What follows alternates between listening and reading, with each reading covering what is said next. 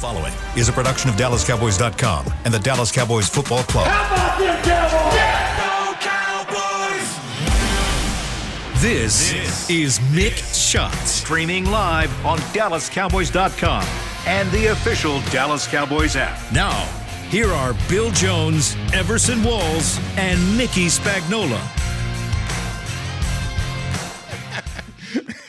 At least two of us are ready for the start of Mick Shots. Man. There is one person here in the SWBC podcast studio who didn't have his headsets on. You not only didn't have your headset His on, head ain't Mickey, on right. You were over there. His head ain't on right. What's wrong with that boy? He was mumbling about something. My volume what it was. What's wrong with that boy? What he doing? He was mumbling and grumbling. I mean, we've grown to love Mickey over Yes, the years. we have. The mumbling Yes, we and have. grumbling Mickey Spagnola, along with Bill Jones and Everson Walls. And this is another week of Mick Shots. And Mickey, I expected to come around the corner and look out on the practice field and maybe see football players on a football That's what field I thought today. too. Maybe I heard there was OTAs tomorrow. Tomorrow's the day. Oh, okay. Tuesday, Wednesday, Thursday. Right? I think that's the schedule. I got the Because schedule. Today is the players' day off. Today is the players' day off. Everyone thinks, Okay. at least some of the radio stations, gotta have a are long- thinking that today is the day. Today's the day. Yeah. no, they're allowed to start, I guess, Right. this week. Oh, okay. But you got to have a full, long weekend. Mm-hmm. So nothing on Friday and nothing on Monday, probably. Well, usually in the off-season program, they go Monday, Tuesday. They have Wednesday as a rest day or makeup day, and then they do Thursday, Friday. Well, the Which is- Cowboys don't have as many as Maybe they that's why they don't normally have it today. They got docked for being too physical. Docked if you one? remember. So that's why they're starting on Tuesday and not Monday. And no, that's why it only lasts 2 weeks, I believe.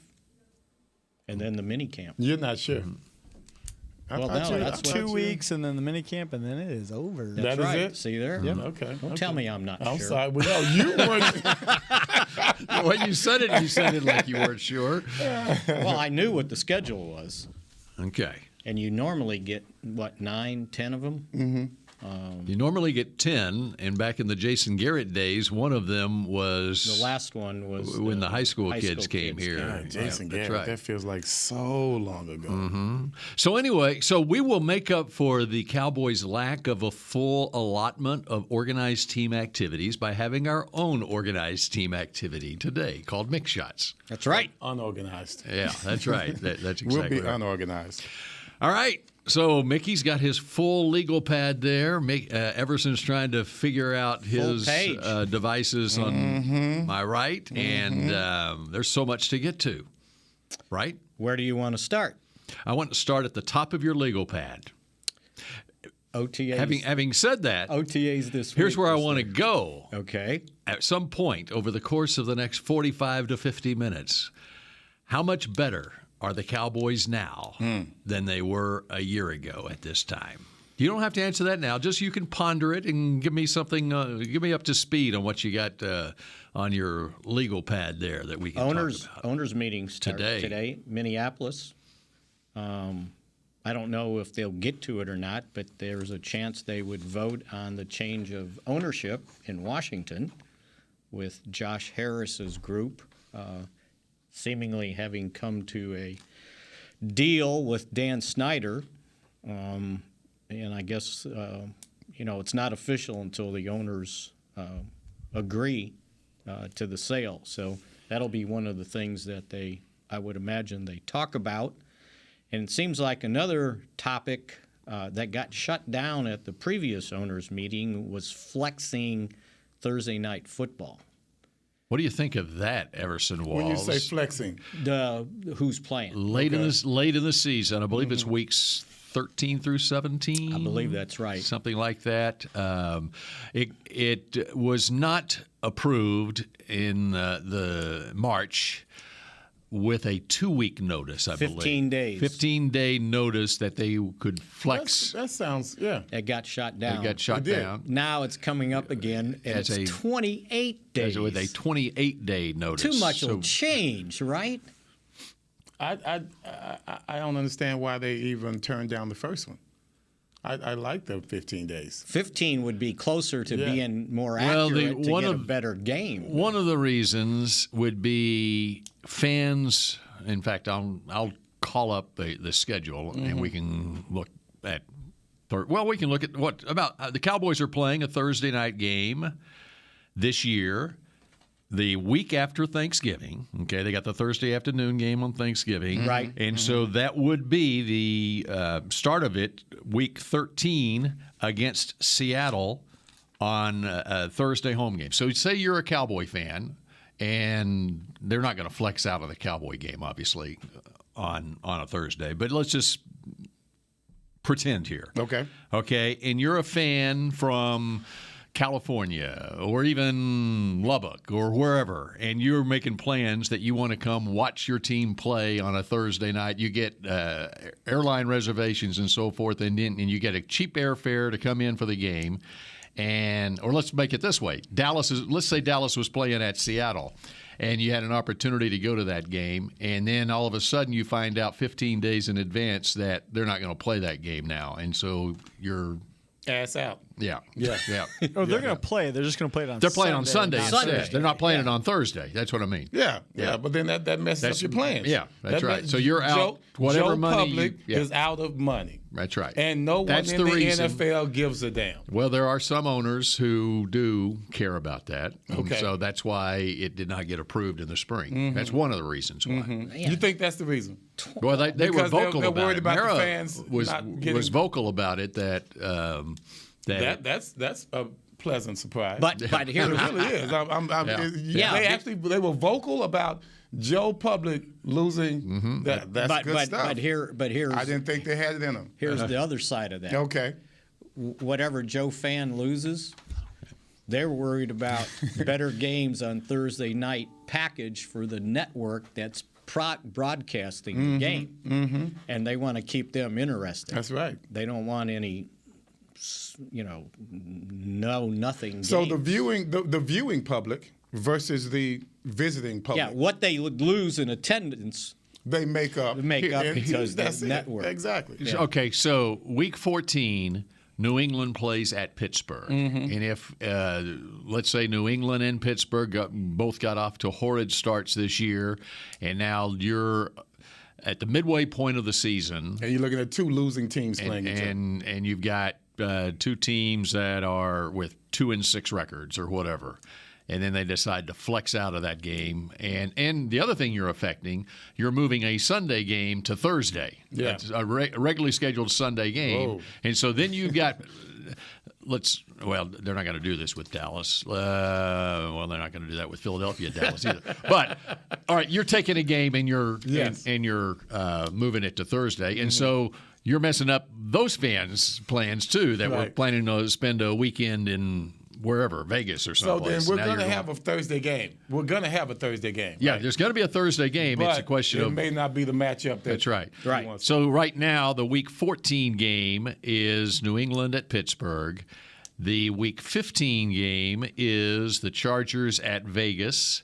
And Week 16 is New Orleans at the Rams. And Week 17 is Jets at Cleveland. And think about this.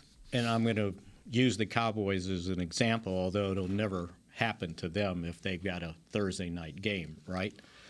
Say other teams have travel packages like Star Sports, Yes. right? Yes. And people, before the season starts, they put their package together, and it's a Thursday night game. Got the off days. They got off from work. Yeah. Show up Wednesday. Take some vacation days. They knew they were going to come on Wednesday to listen to me and you. Of course. Get them ready for the game. They got a whole 2-3 days planned. Yeah. And then all of a sudden, we're going to do it on Sunday. And they've already sold those packages. I have always wondered about that. I mean, that's always been an issue for me. Just as Joe Public, I'm worried about, I know they're going to make it up in regards to viewing. But in regards to that person, I never thought, and I must commend the NFL owners for some of them speaking out against that, because that's tough. Yeah. I mean, that's really tough. And even 28 days, if you buy a package before the season starts, You got to put an asterisk by it. And then you're going to change. Yeah. Try to change your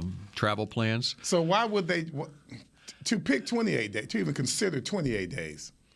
That's a little ridiculous because you don't know what kind of matchup is going to be intriguing at that point. 28 days before, can we?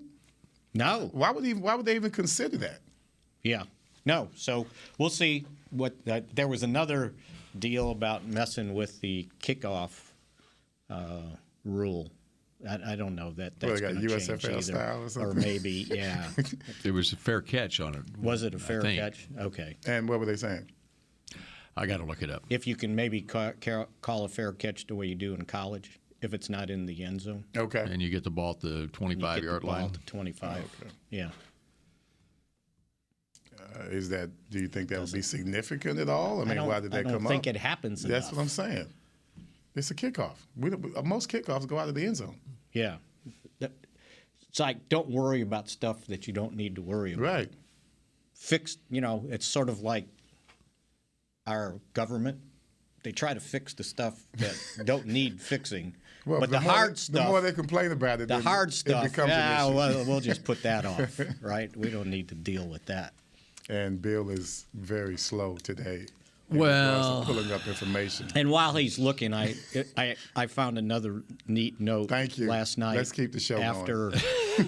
After our show, that former Cowboys assistant coach Todd Bowles. Yes. Who former Grambling coach as well. Right. Yes. He finished up college in 1986 and went to Washington. Didn't finish college. And last week he graduated from Mount St. Mary with a degree in community relations. Promised his mother when he left, I'll return to college. And, So how many years is that? 30-some years later? He was taking classes in the off season in near the Tampa area, and graduated. Yeah, that's good stuff. Walked the stage and gave a speech. He gave a speech? Yeah, that was nice. Basically told the class that he was more nervous giving this speech than any halftime at a Super Bowl. Well, you don't hear him talk much. Yeah, right. And so to hear him give a speech, I'm sure that was pretty he's in his special. element when he's in the locker room. Yes, yeah. Talking to a team. Someone else graduated, if I'm not mistaken. Jalen Hurts got his master's degree at Oklahoma a couple of weeks ago. Dude, man. Really? Yep. He went back and he walked. He did he? Yep. I thought that's where you were going next. Yeah. Because they were mentioned together, and God, you think about how he's doing things. It's really changing the way people look at the athlete. Yeah. Not just the African American athlete, but any athlete. You've got Jalen Hurts has an all-female representation, and that is something that is extremely special. And to be that forward-thinking, I think that's pretty cool on his part. Did you find what you were looking for? I did, and you basically had it right. It is the college rule that they had proposed, which was you can fair catch the ball inside the 25-yard line, and it would be ruled a touchback. And the idea is to cut down on kickoff returns and. No kickoffs go inside the 25-yard line. I mean, unless you're trying to pin somebody. From a strategic stand, and the college rule, I believe, you do have to make the catch. Yes, you got to catch the ball. So you could hit a pop up. I think it's just to go fair catch. I mean, let it drop. It might be in high school. I think you could just call a fair catch and you did whatever. But from a strategic standpoint, you may want to hit one of those high pop up and make sure that, and if they drop it, then you have an opportunity to recover a muffed kickoff. Then, or if they have a very good directional kickoff guy and they tried to pin you like in the corner at the 5-yard line, you just call a fair catch. Well, the question you're is, putting have the pressure. they done that enough to where it's become a danger to our players? Right. Has that happened so many times to where, okay, we need to pay attention to this? Because I don't recall that strategy being used too often last year. According to Albert Breer, how players and coaches have argued that the fair catch rule, could actually end up leading to more concussions. One of the arguments players and coaches are making is that if teams fair catch every kickoff inside the 25, the opponents could send squib kicks or low line drive kicks, which would lead to potentially dangerous situations and more concussions. If you're worried about all of that, let's just stop kicking off. Right? I mean, if that's what you're worried about, let's just stop kicking up. Put the ball at the 20. Let's just start at the 20 or 25, and let's go with it. All of these rules, you got But guys, this is going to get voted down. Well, you got guys running down there for nothing. So apparently they don't have the votes for it. It's going to get voted down, Right. which leads us to the Cowboys issue at kicker right now. Okay. And it's not just field goals. It's you gotta kickoffs. consider kickoffs too, because some of these older veteran kickers aren't so good at kickoffs. Robbie Gould's not kicking off at age 40. And that's kind of why San Francisco. And how was Brett Maher on his down. kickoffs? He was awfully darn good. You know, if you look at Brett Maher compared to some of these other free agent kickers that are out there, and in the regular season, his stats stack up pretty well against all of the free agent guys out there. We talked Robbie about Gould it last and Mason week. Crosby and Randy Bullock from Tennessee. If the Cowboys didn't make the playoffs, he'd be making $3 million today, somewhere. And it was 78% of his kickoffs. He had 100 kickoffs, and 78 of them were touchbacks. I like him. He's the best kicker. I like him. He's the best kicker out there. I'm sorry. I like the guy. I don't know what the heck happened, how the wheels fell off, but I like the guy. If he could just get past that one game. So we are going to hold that over his head forever. Just to review, in the regular season, his field goal percentage was 91%. He was 29 out of 32, was a number beyond 50 yards. And two of them were 59-yarders. And they were clutch. Yeah. They were clutch. He missed two from 59. Missed two from 50. So inside 59, he was 29 out of 30. Missed a 46-yarder. Okay. Extra points, 50 out of 53, 94%. And don't forget the lumpy field in Tampa. Robbie Gould was 27 of 32, 84% on his field goals. And he was 50 of 51 on extra points. And let's see, Mason Crosby was, and he's 39 years old on September 3rd, he was 25 of 29 on field goals and 37 of 39 on extra points. What about Suckup?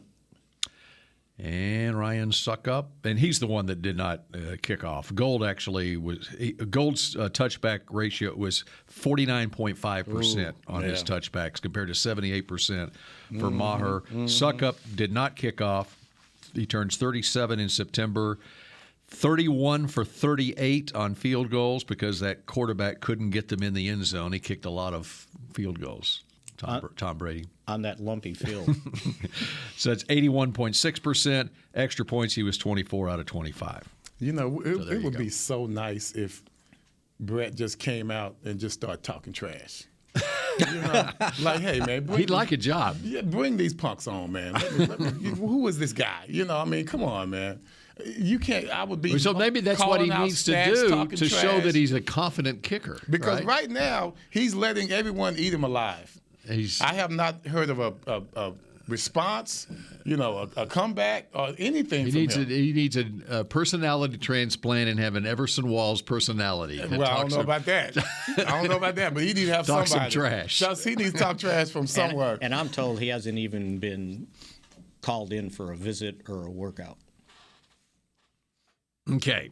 On that note, yes, are the Cowboys how much better? I think we'll agree the Cowboys are better than they were a year ago, right? Yes. Better How much better when we come back on Mick Shots? I'm Dak Prescott, quarterback of the Dallas Cowboys. Blockchain.com is one of the most trusted ways to buy, sell, and trade crypto. Whether you're always on the go or stay closer to home, Blockchain.com is just a few taps away. Put the power of crypto in your pocket, so no matter where you are, you can trade on your terms and build a crypto portfolio to fit your life. For crypto pros, rookies, and anyone in between, Blockchain.com makes it easy to own a piece of the future. Blockchain.com. Trusted by millions, trusted by America's team. The Medal of Honor is our country's highest military award for valor in combat. More than 40 million individuals have served in the armed forces since the Civil War. Fewer than 4,000 have received the Medal of Honor. The National Medal of Honor Museum will be a place to preserve these legacies and inspire America. It's being built right next door to the Dallas Cowboys in Texas. Help us honor our country's greatest heroes. Learn more and get involved at mohmuseum.org. Star Sports Tours is the only official fan travel partner of the Dallas Cowboys, offering exclusive game weekend travel packages with pre-game sideline access and photo ops with current players, cheerleaders, and Cowboy legends. You want to stay at a team hotel, attend the best tailgate party in Texas, tour the Star, and talk X's and O's with me, Everson Walls? With Star Sports Tours, you can. Visit cowboystravel.com to book your travel package today. Hey, honey, can we talk? Of course. What's up? Well, I just thought you should know I've been curious about the new Dr. Pepper strawberries and cream. Have you felt this way a long time? No, I just think I'd really like the taste of Dr. Pepper, swirled with layers of flavor. If you feel that way, I think you should try it, babe. It's amazing. I mean, you're amazing too. New Dr. Pepper strawberries and cream. The new flavor you deserve. Back to Mick Shots.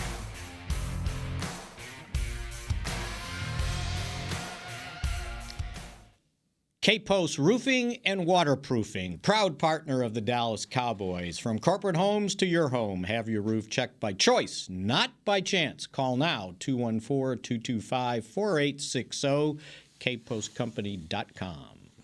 All right, we continue here with Mick Shots. And one other note on Brett Maher. You recall when the Cowboys signed him last year. It was during training camp. And so it's not like they are panicked right now about finding a place kicker. Mm-hmm. We will go to training camp, and they will have a couple kickers there for sure and see how things are working out, and then they'll have a tryout. And as I told John Fossil when we talked to him the other day, I said, so kind of what you're telling me is we're going to training camp once again to chart every field goal attempt by whoever's kicking, from how far, make or miss. Okay. And he goes, that's about right. Mm-hmm. So we're back to those days. And the other thing to factor in on this is after June 1st, the Cowboys will have more money to play with. Right. And why is that, William? They get Ezekiel Elliott's base salary back, $10.9 million. $10.9 million. His dead money is $5.8 million for this year, which is already he's a post June 1st cut, and right now he counts $16.7 million against the cap, but $10.9 million are coming off of that after June 1st, since he is designated a post June 1st cut. So that not only gives you more money. Maybe if there's a veteran kicker that you want to sign, there's also more money if there's a veteran running back that you want to sign. Like Ezekiel Elliott, yeah. I'd love and that. basically, they looked at that 10.9 as it was almost like, but they've already done it, right? They've signed all their draft choices. Right. But that was like a savings that would count, that would take care of the draft choice signings. And according to overthecap.com right agents. now, according to overthecap.com right now, the team cap space is $10.5 million right now. Mm-hmm. Which is about what you want to enter the season with. And so it's about to go up to $20 million next week. So that means when everybody keeps asking, well, when are they going to sign these guys to an extension like Trayvon Diggs? Right. Well, after June 1, and once we get to training camp, they'll have more money. And you can do that because his base salary and cap hit and, CeeDee Lamb's they're all very low. You can handle that this year. Here's the other part of it. Now, with OTA starting this week and continuing next week, and then minicamp, which is, what are the dates on minicamp? June 6th, 7th, 8th, something in that range? It's a little earlier than what it has been in years past. Yeah. First week of June. So it's about a week after that money becomes available. You now have had your players in here. The coaches have had their players in here, new players that they're working with, and they can figure out what exactly they have after they conclude the end of this portion of the off season. And then they'll huddle together and say, okay, we could use help at this position or that position, and maybe add a veteran player. Unfortunately, if you're a veteran player still out there. Yeah, man. That's what I remember leaving here, and that's what I was trying to avoid. I did not want to get into another training camp, and that's my first day in training camp. Right. So when I went to the Giants, when I talked to them, when I talked to Parcells and Belichick, I made sure and got there before they started doing all of their off-season acquisitions. Even before they drafted, I was able to get in there and put something on paper. Some guys don't want to go to training camp. Did I just see a story? Somebody said that he wouldn't sign until after training camp. Nope. Was it Sue, maybe? Yep. I think he was still out there, and I thought I saw that. I don't think so. But there's a number of veteran players at every position out there right now. And there's more this year Those than will not be starters. No, there are better players out there in free agency than a lot of the draft picks. And my point, when I was trying to get it, I was trying to get in as a starter. Yeah. I was not trying to come into training camp behind the A ball. I think some of these could be starters. Well, they're it's very different good this year. The reason it's different this year is because of the way the market played out, and everybody had to settle for these veteran minimum deals. The market was so flooded with veteran players across the board. Didn't matter whether you're a running back, wide receiver, offensive lineman, defensive side of the ball, whatever. There's so many veteran guys out there, and this is what the players wanted. They wanted free agency. Yeah. Well, now you got free agency, and there's so many players around there stumbling all over each other. You had the first wave where you got really good money, and then after that, basically starting about March 20th, March 25th, guys were signing. They just wanted jobs, and they were signing for 1 year, $1.2 million across the board. Having said that, I saw where last week James Washington signed with the Texans. So he's getting another one-year shot somewhere else. Well, he's getting it as hopefully as a healthy person. Right, exactly. I just know that was my entire goal was to get in, and I was going to take someone's job, and I knew I could do it with those cornerbacks that they had. So that was my reason for going in. I didn't just want a job; I wanted the job. And so I think for a lot of them right now, a lot of teams are looking at what they have with their rookies, and they're determining right now from a learning standpoint, the transition to the NFL, can this guy come in and play immediately for me or not? Or do I need to go get a veteran guy to go? The Cowboys are sitting there at their left guard position. They got to figure out where they are from an injury standpoint and how they're coming along with the Terrence Steele recovery and Tyron, where he is. And, what do you have with Chuma Edoga, who actually is coming off an injury from last year as well? And are they set at to fill in at the starting left guard position? So one thing I noticed that I can't remember if I mentioned it last week or not. The 5th-round pick, Asim Richards, had him at guard. He's a tackle, had him at guard. Yeah. Let's not forget Farniak. He actually had to play a couple games and did okay at guard. So there's going to be some competition there. He seems so big for guard. Farniak? Yeah. Oh. I think he's not. You're thinking Ball probably. Ball, you're probably thinking guard. he's moved there also, but he's 6'8". That's a little big. Farniak looks like could be a guard. So they're going to have some competition there, and they'll have a chance to see, especially in training camp, get these guys reps. You can't put a ribeye on every plate every day of the week, right? You can't have a star first, second round player on every spot on the offensive line. At some point, you got to develop some guy, right? Yeah. Got to develop Nate Newton at some point. You had me thinking, man, I got a ribeye at home. Boy, that's I was seasoning it too before. Can't wait. Sometimes you got to just develop a Mark II and A. Very good. That stuff's got to happen. That's very good. I mean, think about the guards that were playing with you when you got here. They certainly weren't first-round picks or, Pro Bowl players. They were veterans. But they were good enough. They were veterans. To play. Yeah. By the way, James Washington signed with the Saints. Saints. I knew it was the South. Texans. And I said all right, Texans. all right. How much better are the Cowboys now than they were a year ago at this time? Well, they're not better at kicker. But here's my deal. Or are they? Oh, no. Yeah, right. Yeah. Don't want to sell Tristan Vizcaino short, right? Here's where they improved. They are better off where they're at right now at wide receiver.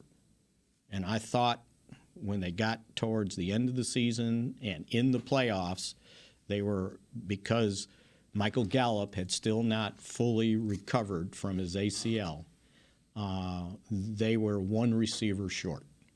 And the quarterback will never tell you that, but it was basically CeeDee Lamb and what? And you were relying on 33-year-old Hilton to come in after not doing any football for, 4 months of the season, to be that guy that was going to save you. He helped, but he wasn't great, right? I know he made a couple nice catches. So with the addition of Cooks and Gallup, I'm figuring a year further removed from that ACL surgery, that they're better at wide receiver. I have a stupid question. Is T.Y. coming back? I haven't seen him sign anywhere. Mm-hmm. And, his reason for not playing last year, he wanted to watch his kids play football. Did he get his fill in 1 year and doesn't care about that, or does he still want to do that and say, I can be a hired hand in December? Yeah.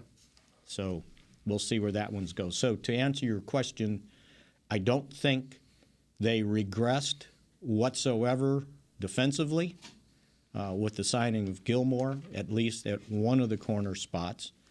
We'll see what happens with Anthony Brown, who there's another one that's out there in free agency. Yeah, and he will be, because he's probably not ready to play any football, and maybe not in training camp either. Who's that? Anthony Brown. Oh, okay. But he can. If it gets to August and he's good with the Achilles, you can sign him to a 1-year kind of prove-it deal. Or if it gets to November. It's a long season. Yes, exactly. And they know him, and I'm sure he doesn't want to have to leave here after all these years.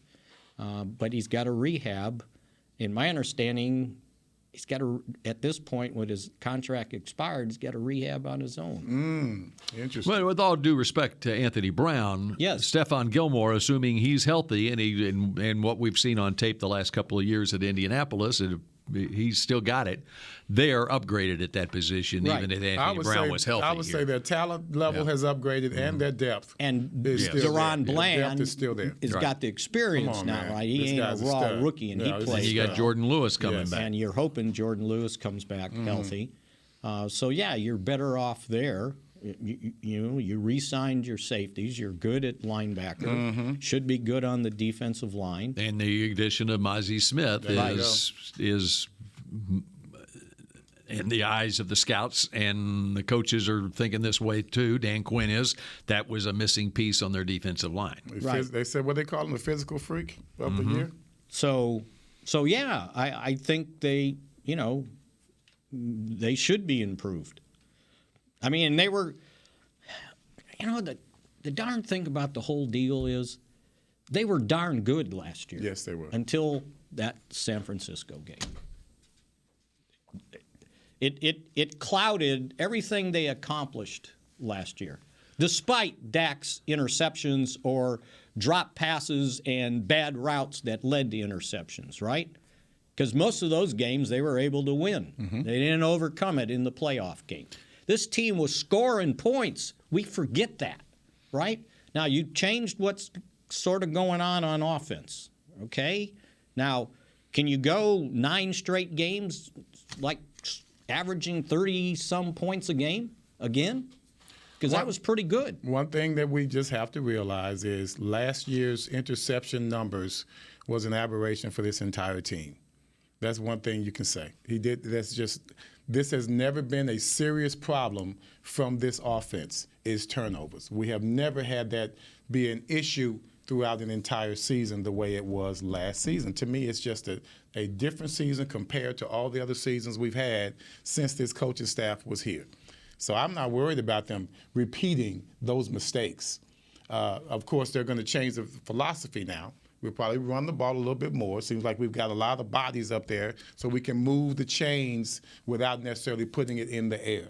That's fine with me. I could go either way. I trust that. I trust our wide receivers. I trust Brandon Cook coming in.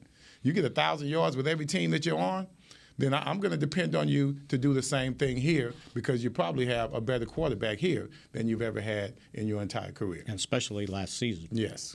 So I'm looking at it as, I think we definitely did not regress. I think we improved. You know, you look back at that San Francisco game, though, and where San Francisco took control of the game in the second half. They had the pass to Kittle, and then they had the PI down in the red zone. But they were also able to run the football and convert on third down. They were 7 for 14 on third down in that game. They ran for 113 yards on 32 carries, which isn't a great average, but they had 32 carries. And they were able to control the foot in a close, tight game like that. They were able to make that drive to get them the touchdown that got them the victory, basically. And we couldn't move the chains. That's right. Remember, we could not move the chains. Pollard got hurt. Pollard getting hurt. I think we had some injuries on the line, too, didn't we? How were we doing on the line? No, they had gotten back to normal. Peters was out. Well, they got back to normal, but did they have? They had to put Terrence Steele wasn't playing, right? He was out. Right. Oh, he was out the last 5 games of the year. Right. So they were hurt. They had to move. Replace. They were playing Tyron at right tackle. Who had Avion Collins line was not Avion Collins was your Connor McGovern fullback, third tight end guy. We were doing all we could. So to try and move the ball. To answer your question, I think what they've got to prove is can they still run the ball effectively without Zeke. And everybody's assuming that Tony Pollard's going to rush for 1,500 yards. Well, I want to see it. I'd love to see it, but I don't think that's the way it's going to be. Right? You're going to need I still think we need to be running back by committee. You're going to have another guy there that's got to help out. Is it Ronald Jones? Is it Deuce? We'll see. Got to replace his 12 rushing touchdowns, and I'll continue to say that. I'm right there with you, Spags. Ronald Jones, who had 17 carries for 70 yards and 1 touchdown in 6 games with Kansas City. It makes you feel good, doesn't it? Why would you bring that up? I don't understand what was the point of that. We're trying to be positive because here. There's money available. There's money available come June 1st. There's probably going to be running backs available. There are definitely running backs available. All right, we wrap up Mick Shots in just a moment. The Medal of Honor is our country's highest military award for valor in combat. More than 40 million individuals have served in the armed forces since the Civil War. Fewer than 4,000 have received the Medal of Honor. The National Medal of Honor Museum will be a place to preserve these legacies and inspire America. It's being built right next door to the Dallas Cowboys in Texas. Help us honor our country's greatest heroes. Learn more and get involved at mohmuseum.org. I'm Dak Prescott, quarterback of the Dallas Cowboys. Blockchain.com is one of the most trusted ways to buy, sell, and trade crypto. Whether you're always on the go or stay closer to home, Blockchain.com is just a few taps away. Put the power of crypto in your pocket, so no matter where you are, you can trade on your terms and build a crypto portfolio to fit your life. For crypto pros, rookies, and anyone in between, Blockchain.com makes it easy to own a piece of the future. Blockchain.com, trusted by millions, trusted by America's team. Hey, Cowboys fans, ready to spice up your next watch party? Bring Yo Quiero guacamole and be the game day hero. Yo Quiero means I want, and we know you want great, fresh-tasting, ready-to-serve guacamole for your home gating and tailgating events. Made with real avocados and the perfect blend of spices, it will be the star of any party. You can find us at your local Albertsons or Tom Thumb in the deli section. If you can't find it, talk to your store manager and tell them, yo quiero guacamole. Star Sports Tours is the only official fan travel partner of the Dallas Cowboys, offering exclusive game weekend travel packages with pre-game sideline access and photo ops with current players, cheerleaders, and Cowboy legends. You want to stay at a team hotel, attend the best tailgate party in Texas, tour the Star, and talk X's and O's with me, Everson Walls? With Star Sports Tours, you can. Visit cowboystravel.com to book your travel package today. Back to Mick Shots. Register now for the 2023 Dallas Cowboy Youth Camps presented by Invisalign. Athletes ages 6 to 16 are invited to learn from the best this summer at AT&T Stadium or Ford Center at the Star in Frisco. Football camps are led by former NFL players, and dance camps are taught by current Dallas NFL Cowboy players. cheerleaders. Use code CAMPS23 to get $25 off registration. Visit DallasCowboys.com/camps. Sorry, I thought that's what you're going to say. I wanted to know if you were like one of those former players teaching dance 6 to 16-year-olds. All right, we continue here with Mick Shots. We're going to about 11:50. Is that right, Producer Supreme? You can go as long as you want. Oh, we can go as long as we want. Wow, that opens up a whole new can In of that worms. case, I'll be leaving at noon. we at least know the dates and time for the preseason games. Yes, we If you do. saw that. Let's start. Would you like to reveal them? I will. The first preseason game is back here at AT&T Stadium at the unstable starting time of 4 p.m. on Saturday, August 12th. So they must have a bunch of games that day. Mm-hmm. Or maybe the Cowboys are going back to Oxnard after the maybe game. they are, yes. So the That's Cowboys a can good make point. that choice. And who are they playing again? At Seattle the next week. No, but the home game against Jacksonville. And they got training camp to get back to as well. And so might Correct. as well start this. It's air-conditioned comfort Good there point. at AT&T Nice. Stadium. Go ahead and play it at 4 o'clock. You're on a flight by 9 o'clock, and you're back to California by 10 o'clock California time. I thought maybe Or 11 CBS o'clock. 11 had something bigger going on, and they had to play early. Well, there is... Not that weekend. Not that week. Okay, good. That's right. All right, then they go back to California, and August 19th, the one away preseason game will be August 19th, Saturday, 9 p.m. Central start. That's a more at Seattle. traditional time on the Yes. West Coast. Yeah. And then the final preseason game is August 26th, the Saturday, 7 p.m., AT&T Stadium, and it's against Vegas. We were all set for Vegas to be the away game.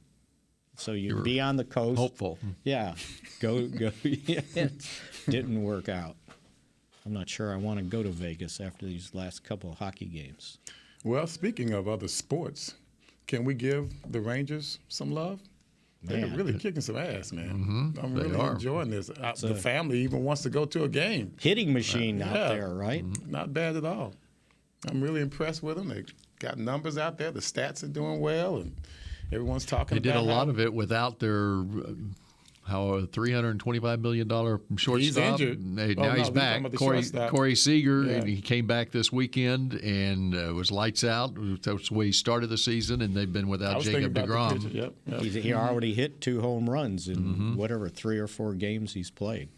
I thought we should do this. Yes, sir. Mention the passing of Jim Brown, Yes. 87 years old. You guys probably weren't old enough to watch him play. At least I was not. I did as a young, almost teenager, I guess. Saw him in Dirty Dozen. That was going to be my next point. I saw him in the locker room in San Francisco after the Cowboys beat the 49ers in the NFC Championship game in January of 1993. He was a Cowboy fan? What was he doing there? He was just there. He was there? Doing. You know, Probably he and Emmett. I just remember, how tough a runner he was, how guys did not want to tackle him, by the way. And I think the last time I saw him, it was on TV for something. Yeah, he didn't look really good. Mm-hmm. But one of my great memories was back in 2007 when Michael Irvin was getting inducted to Pro Football Hall of Fame. So was his starting right guard, Gene Hickerson. And unfortunately for Gene, he was kind of in the same physical shape as Chuck Howley. And I remember the Yellow Jacket ceremony on Friday night before the inductions on Saturday when they give the guys their Hall of Fame jacket. Mm-hmm. And Hickerson was there, and Jim Brown was there, and he wheeled him in on his wheelchair. Mm-hmm. It was pretty cool. Yeah. It was almost like, here's the guy that paved the way for me. Now I'm pushing him into the Pro Football Hall of Fame. It was a pretty emotional thing because I think Jimmy Brown's first year was 57. And Hickerson came from Ole Miss in 58. You got to mention John Wooten. And I was going to say, then John Wooten was the left guard, and he had 2, I think, maybe Pro Bowl or at least maybe Hall of Fame tackles playing at that time for Cleveland. When they were pretty good, by the way. They won the NFL title in 1964. Before Super Bowls. Maybe Frank Ryan was the quarterback. Dr. Frank Ryan. Of course, Dr. Frank. We talked about that. All right. Just to put in perspective, and it was a 9-year career for Jim Brown in the National Football League. Just to put in perspective, he was the Rookie of the Year his first year in 1957. He was the most valuable player in the league in 1958. He finished third in the MVP voting in 59. He finished third in 60. He finished fourth in the MVP voting in 61. Had a down year in 62, only made the Pro Bowl that year. In 63, he was second in the MVP voting. In 64, he was second in the MVP voting, and he won the MVP in 65. I take that back. He won the UPI. There was AP and UPI MVPs. Yes. He won the UPI MVP in 63. Memories. And in 58. So wasn't consensus, but he was the MVP as Rookie of the Year league also. So 1, 2, 3, 4 years he was MVP, either AP or UPI, and he finished second in the voting 3 of those years too. And guess what? I didn't know this. The 1957 Cotton Bowl, he was the MVP. Rushed for 132 yards in a loss to TCU, 28-27. At Syracuse. When he was at Syracuse. Oh, how great would that have been? It would have Bob Lilly against Jim Brown. TCU and Syracuse at the Cotton Bowl. So you talk about pushing into the Hall of Fame. He tried to push me into the Hall of Fame as well. My first year I was up for Modern Day. It happened to be my last year of eligibility for Modern Day. He wrote a letter of endorsement for me. Really? He sure did. I still have it. Boy, John Wooten told me some great stories about blocking for him and how he would run people over at the goal line, and that was it. That no one wanted to touch him again. It's like, okay, just go ahead. Yeah, you wonder if he made his linemen all pros. Right. I'm sure that has something to do with it. They didn't even see the film like, hey, he ran for almost 200 yards, then the line must be good. I mean, I'm thinking back then he was probably considered a fullback, right? They did say he fullback. was his position fullback. Yeah, and then fullback was the running position back then. He was listed on Pro Football Reference, listed as 6'2", 232 pounds. I guarantee you there were a number of offensive linemen who were 232 pounds back then. And Spags, you should know this, man. You were the only one that was alive back then. On this table. Right. Yeah, it was. John Wooten, by the way, was 235 pounds. Wow. So Jim Brown was 6'2", 232, and John Wooten 6'2", 235. And both of them, along with Bill Russell, Kareem, were a part of that 1967 Cleveland Summit when they got all those players together to support Muhammad Ali. I think that was at Jim's house, wasn't it? It was somewhere in Cleveland, obviously, and there was a bunch of people there that you would, if you saw the pictures, you'd recognize who all those there was somebody that wasn't there that was invited. O.J. Simpson. Oh, really? He decided not to show up. According to Jim. 1967. Yeah, it was an iconic picture. It was one of the guys from the Green Bay Packers was there, the defensive linebacker, defense, and Willie Davis was Grambling State. And by the way, John Wooten was in that Grambling picture also. State University. Grambling State University. So yeah, and then he made all those movies. Dirty Dozen. Yeah. I can still see that. I don't know if you guys saw the movie, but it was one of the all-time best. I'm gonna get you, sucker. Yeah.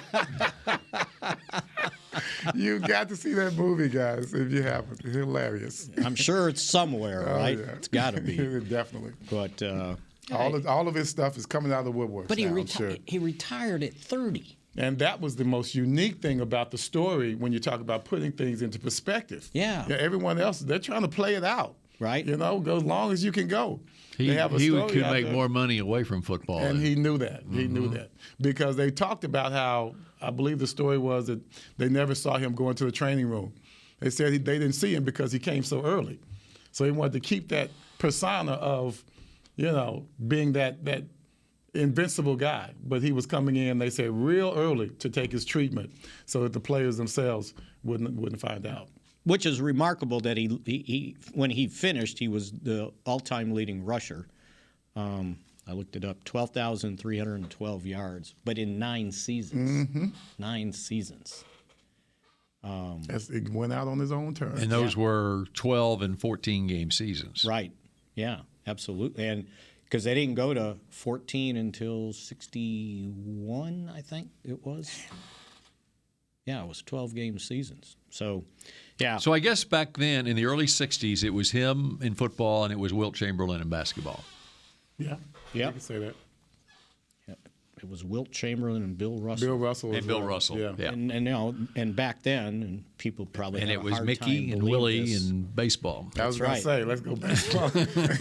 But the only NBA games that were on TV, and this was before the Bulls got started in Chicago, was a Sunday afternoon matinee game.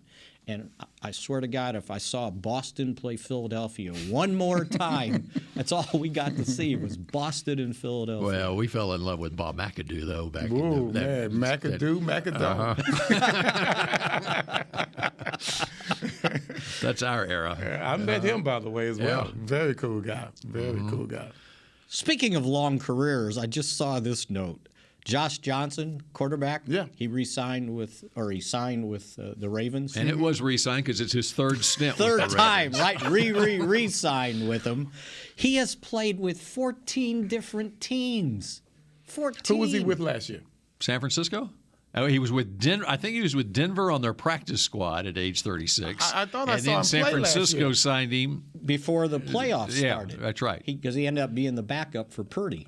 I thought he came into that game, didn't he? Yeah, against the Eagles in the NFC Championship game. Yeah, when Purdy got hurt. Yeah, mm-hmm. And then they put. That's how I remember. And then did he get hurt? And they put Purdy back in, right?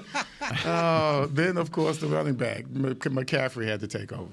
Just another indication that there's not enough quarterbacks to go around in the NFL.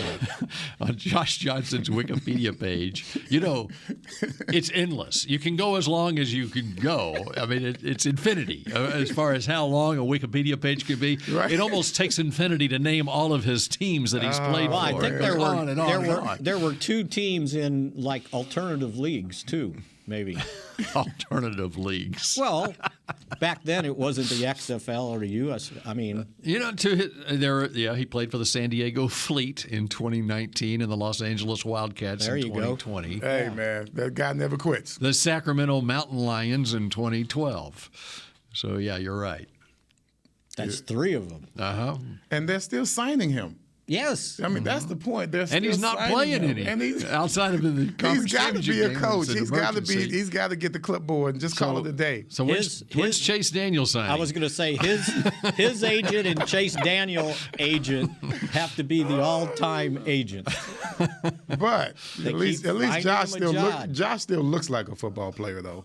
Well, what are you saying? Chase about never looked like a football player. He looks less more. Get a load of this. This would have been probably 19 years ago now. Or what was the first year we had the Cowboys channel? I believe that was the 2004 or 5 season. 2004. It would have been 2004. It could have been 5. Because Chase graduated from South Lake Carroll in 2004. Okay, so it was 19 years ago. We broadcast on the Cowboys channel a game at Texas Stadium, a playoff game. It was South Lake Carroll against Denton Ryan. Mm-hmm. And I was the play-by-play announcer, and Mickey was the analyst. And I couldn't find Mickey before the game. And Mickey, we were up in the makeshift press box broadcast booth there at Texas Stadium, and Mickey came back up, and he had been down on the field. He wanted to stand up next to Chase Daniel to see, because Chase was going to Missouri. He wanted to see if he was taller than Chase Daniel. I wanted to see if he was tall enough to play quarterback in college, right? You're about to get fired, okay? So you're about to get fired, and you're down here trying to a pet peeve thing going on. No, I just went and stood kind of. But that was 19 years ago, and Chase Daniel's still playing in the NFL. At his charity golf tournament, I told the story, and I said I just wanted to see if he was tall enough to play at Missouri, right? And I stood next to him. I said, okay, he's a little bit taller than me, not much. So you are the barrier. That's right. Okay, absolutely. Have you stood? You're the bar. You're the bar. Hey, if he's taller than you, me and Deuce. Have you? I was going to ask. Got to grow some. Have you stood next to Deuce yet? Yes, he's got to grow. We need some. that he picture. likes standing next to Deuce. That's the problem. He needs he and Cavante Turpin need to grow an inch. I'll tell you that. But yeah, I ended up telling that story to him. And when I told it, he smiled and he got up on his tippy toes. That he was taller than I was. All right. I think we're out of time on this edition of Mick Shots. It's almost noon. We got to get Everson out of here. He's got to get some lunch in him. And I'm going to take some golf lessons. Oh, really? Yeah. He's going to play in the Senior PGA Championship this week. No, my team qualified PGA for the Frisco. Super Bowl of golf, so I don't want to let them down. So I'm going to somehow get some type of a game going, so when we play in Boca Raton, I can help the team. Well, it's a big golf week. You can get some lessons at either the Senior PGA Championship at PGA Frisco this week, or go over to Fort Worth Colonial, the Charles Schwab Challenge. I saw at the PGA thing in Frisco, it said they had a 2-acre putting green. Wow. Like you can practice your putting. Yeah. And it said it was 2 acres. Wow. That's huge. Mm-hmm. That's a lot of. This would be the first golf that's ever played on that course this week. So you should go there, and if you can improve your putting. No, I'm going to Golf Tech. I don't know where I'm going where my stuff is going to be all videoed and analyzed and everything. I'm going to be a good golfer when I leave. He needs as much help as he can get. You ain't lying. You ain't lying. All right, that does it for this edition of Mick Shots, and Mickey will have a full report on what he sees at OTAs next week on Wednesday. That's right, because next Monday is Memorial Day. Mm-hmm. And I think that might be the one after that. We got one more after that. 2 more editions to Winding come it down, baby. All right, have a great Monday, and we'll see you again next week on Mick Shots. Go Cowboys. This has been a production of DallasCowboys.com and the Dallas Cowboys Football Club. How about this, Cowboys? Yeah!